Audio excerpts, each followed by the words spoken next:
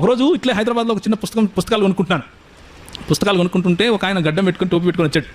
వచ్చి ఒక కరపత్రం ఇచ్చాడు. అందులో ఉంది, ఎవరు చెప్పారు యేసుప్రభు దేవుడని ఆయన చెప్పాడా? బైబిల్ ఉందా? బైబిల్ అంతా చెడిపోయింది, మీ వాళ్ళంతా అబద్ధం చెప్తున్నారు, టక్ టక్ టక్ టక్ చెప్తున్నాడు. నాకేం అర్థం కావట్లేదు, ఇట్లా కొట్టేస్తున్నాడు. అంటే మాటలు నాకేం అర్థం కావట్లేదు, ఊపిరాట్లేదు అసలు. నా పక్కన అన్నున్నాడు, ఆయన నన్ను ప్రభువులో నడిపిస్తున్నాడు, అంటే కొంచెం శిష్యత్వంలోకి నడిపిస్తున్నాడు. ఆయన వైపు చూస్తున్నా ఏమైనా చెప్తాడు అని. ఆయన అంతా విని మళ్ళీ మాట్లాడుతాను నీతో అన్నాడు. ఓయమ్మా ఇదేంది ఇది, అన్ని మాటలు ఆడనేసి వెళ్ళిపోతుంటే మళ్ళీ మాట్లాడుతానంటాడేంటినా? నాకు చెప్పాడు, పట్టించుకోకండి, వాళ్ళు అట్లే మాట్లాడుతుంటారు. వాళ్ళు అట్లే మాట్లాడటం ఏంటన్నా? ఆయన దేవుడనే కదా నేను వచ్చాను, ఆడేమో దేవుడు కాదంటాడేంటి? ప్రవక్త అంటాడు, మనిషి అంటాడు. దేవుడు కాకపోతే నేను రావడం ఎందుకు? మళ్ళీ మాట్లాడడం ఏంటి? ఇప్పుడే మాట్లాడు, లేకపోతే నా వెలిగిపోతుంది. ఆ రోజు నిర్ణయించుకున్నాను యేసు ప్రభువుని గురించి చదవాలి అని, యేసు ప్రభువుని గురించి సంపూర్ణ అధ్యయనం చేయాలి అని.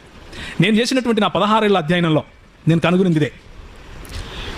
బైబిల్లోని ఏ లేఖనము కూడా యేసు ప్రభు యొక్క దేవత్వానికి వ్యతిరేకంగా